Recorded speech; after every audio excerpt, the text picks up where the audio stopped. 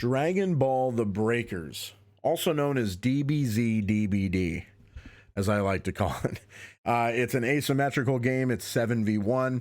It's just like Dead by Daylight. It's not just like Dead by Daylight, but you get what I mean. It's an asymmetrical game. It's one raider in this case, aka killer, aka demon, going up against 7 survivors, and the survivors' jobs are to find keys, activate a super time machine that appears in the middle of the map, and then escape.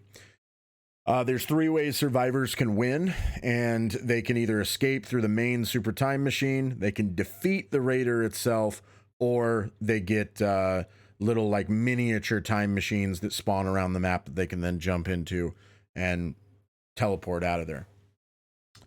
This game is a ton of fun, man. I'm having a blast with this game right now. I have always said that I think that asymmetrical games are at their most fun in the beginning when nobody has really figured anything out now. The game's in open beta at the moment that I made this video. I want to make clear that it's on the weekend of September 24th, 2022. So if anybody like watches this video down the line and is like, the closed beta is not going on, or the game's fully released, what's he talking about? That's why. That's when this video is coming out. But the game is a blast. Like, one of the things that I really like about it is how fun both sides are. Like, both Raider and Survivor are a ton of fun. I think it's really cool, the sort of traversal stuff that you can do in this game. There's a lot of verticality to it. There's tons of stuff that you can use at your disposal. Obviously, the Raider can fly. The Raider can just fly all over the map, which is super fun and super cool.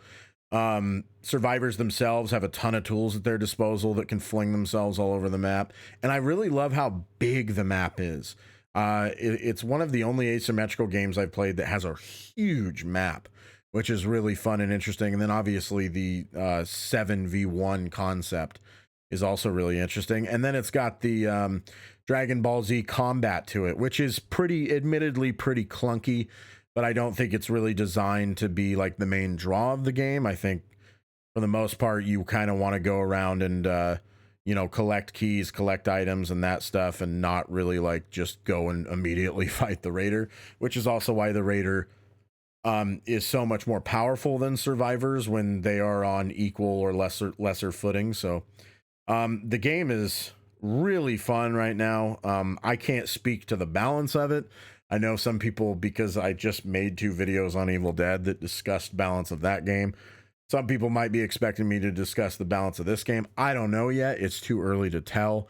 I don't think it's even really relevant at the moment. Right now, it's more of a concern of like, is the game fun? And I think right now the game is fun. And even without any sort of like, there's not really much progression to this game, which could be an issue if that's still the case at launch. But the gameplay is just a ton of fun, and the Raiders are all very unique and different. You have to there's only 2 Raiders in the beta. There's going to be 3 at launch. Boo will be the 3rd and final Raider. And they're both very varied and different, and have to be approached much differently. And it's just a ton of fun. There's so much strategy too on like the Survivor side that's really cool. One of the funnest things to do in this game is to like play as the survivor and find like cooldown drinks, which that might be too strong and might need to be nerfed at some point. But like really go ham and try to find the power cubes, which will power yourself up. And then when you get to like level 3, that's the max level you can get to under normal circumstances as a survivor, and then go fight the Raider. And then you can go, if you're good at combat, you can go beat the crap out of them. And then as soon as they knock you out of your power, the Raider that is, and has done enough damage to knock you out of your power, you've got cooldown drinks so you can activate and go Super Saiyan again and fight him some more, which is super cool. And then, of course, there's the Dragon Balls themselves, which I love when asymmetrical games have like sort of an alternative objective in the match at all times. I personally loved, now I won't speak to the balance of that and whether or not it was too easy or too hard to do, but I loved that Friday the 13th, for example, sort of had an alternative win condition, secret win condition, where you could kill Jason. I always thought that was so cool that they put that in the game. And this game has a similar concept with the Dragon Balls, where there's, you know, the 7 Dragon Balls hidden throughout the map. And if you find them all, you can summon Shenron, this giant dragon, and he'll grant you a wish. And the wishes are basically so strong that it's like a you win the game button pretty much, which is really cool because that makes it a kind of a side objective that you have to pay attention to as a raider. You can't let survivors find all those Dragon Balls. I almost said Pokeballs. My mind's going crazy.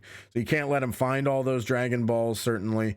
And at the same time, it's a nice like alternative win condition. Like I had some games when I was playing the beta where the raider was destroying us, and our last ditch effort that we had was to find all the Dragon Balls and you know, get our wish granted, and we did it, and we won with only like 2 people still left alive, which is really cool because there's a lot of strategy to it where like people need to go beat on the raider and get him to drop Dragon Balls if he's carrying any, and then go make that wish. And at that point, if you make a wish with a survivor, you can go to power level 4, and that's the only way you can get to power level 4, and that basically turns you into the classic characters for real. Like it'll just flat out turn you into Goku or Vegeta or whoever you have equipped, and then you can just go ham on the raider. And at that point, depending on the raider's level, you're going to be at least on equal or greater footing than they are.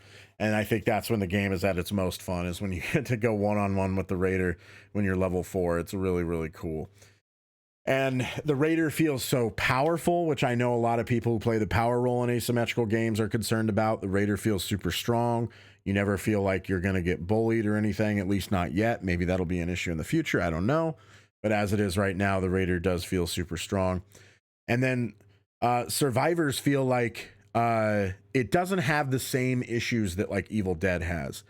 The only issue that this game really runs into are people that hog Dragon Balls. That's kind of a problem that has a pretty easy fix. We'll see if they do it. Just let whoever has the most Dragon Balls, allow them to take Dragon Balls from their teammates.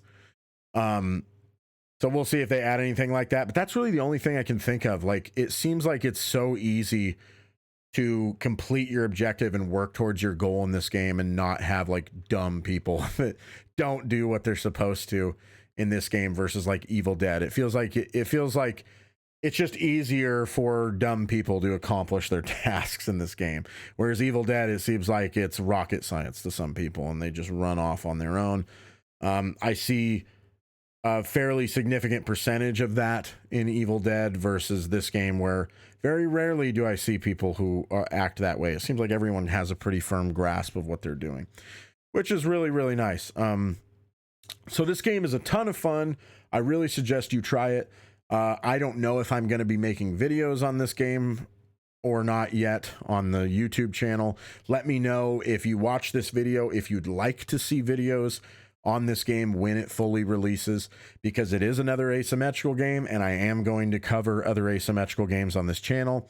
This game I'm kind of iffy on. It kind of depends on how well this video does. If this video does really poorly, maybe I won't do videos on this, but let me know in the comments what you think and if you'd like to see videos on this, because I will definitely be making videos of other asymmetrical games like Texas Chainsaw Massacre. I'm 100% doing Texas Chainsaw. I'm 90% doing Killer Clowns from Outer Space.